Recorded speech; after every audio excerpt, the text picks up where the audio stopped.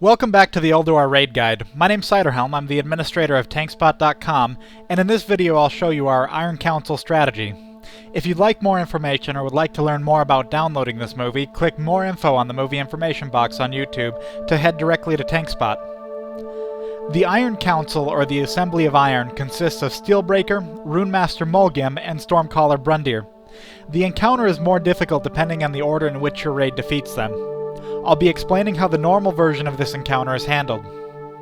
Though I'll get into more of the abilities as we come to each of these, the most important part of early positioning is keeping Stormcaller Brundir as far away from your raid as possible. This is because he has an ability called Overload, which is a high damage 30-yard AoE. Though everyone should be capable of running out of this overload when necessary, it's best to avoid it altogether for the early part of this fight. We've moved Steelbreaker back to the entrance of the room. In the 10-man, where only 2 tanks are available, we have a warrior tanking both Mulligan and Brundir in the back. In 25-man, having a tank dedicated to Mulligan will allow him to be closer to Steelbreaker, which increases the chance of beneficial runes being created under Steelbreaker. Our raid will focus DPS on Steelbreaker before moving to either of the other two. Steelbreaker emits a low-damage AoE pulse around him, which will affect melee combatants. Other than this, he will focus most of his outgoing damage directly on the tank. Steelbreaker will occasionally cast an ability called Fusion Punch. This is a very powerful direct damage attack which leaves a ticking dot on the tank after it lands. The dot can be dispelled, and at least one player should be dedicated to getting it off the tank immediately. Additionally, Mulligan will occasionally spawn Runes of Power underneath Steelbreaker. This increases his outgoing damage by 50% for as long as he stands in the rune. It is important that the tanks watch for these and instantly move any of the council members away from them when they spawn. However, these runes provide the same benefit to your raid members. As often as possible, ranged players should always try to make use of these runes. Additionally, if Steelbreaker is positioned well, melee can make use of them as well. The same principle will hold true when the raid moves to Mulligan himself.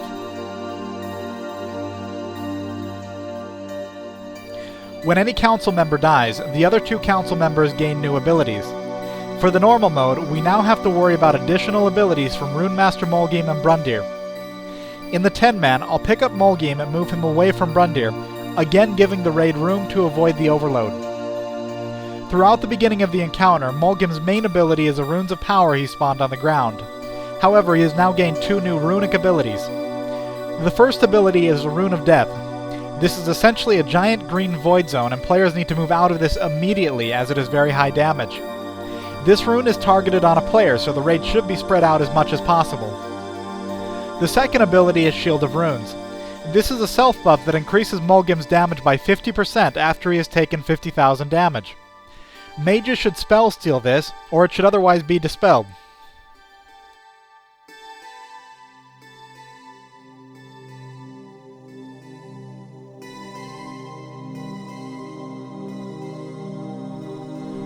Once Runemaster Mulligan has been killed, the raid can now move to Stormcaller Brundir. At the beginning of this encounter, Brundir casts Chain Lightning and Overload. While the Chain Lightning is interruptible, the Overload is not. A warrior tank can be advantageous in this encounter since they can interrupt several of his spells throughout the encounter and can intervene out of the Overload. Once Steelbreaker has been killed, Brundir will also cast Lightning Whirl. This is a whirlwind ability and it can be interrupted. Once Runemaster Mulligan has been killed, Brundir now gains a final ability called Lightning Tendrils.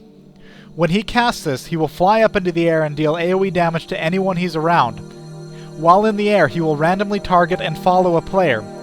The raid should identify who he's following and move away from that person immediately. The key to killing Brundir with minimal issues is keeping interrupts constantly applied to him.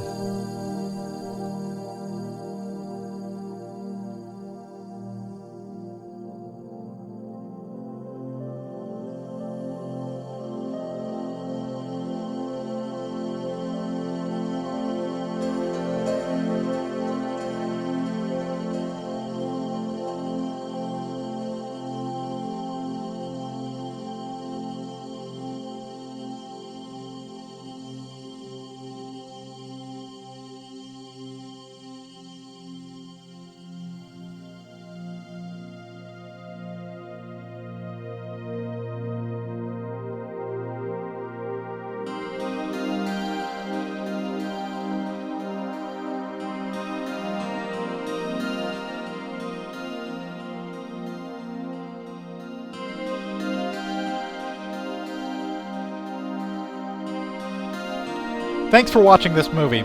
As always, feel free to ask questions or add suggestions either on YouTube or in the strategy thread on TankSpot.com. Also, TankSpot donors can download all of these movies in high definition directly from our servers.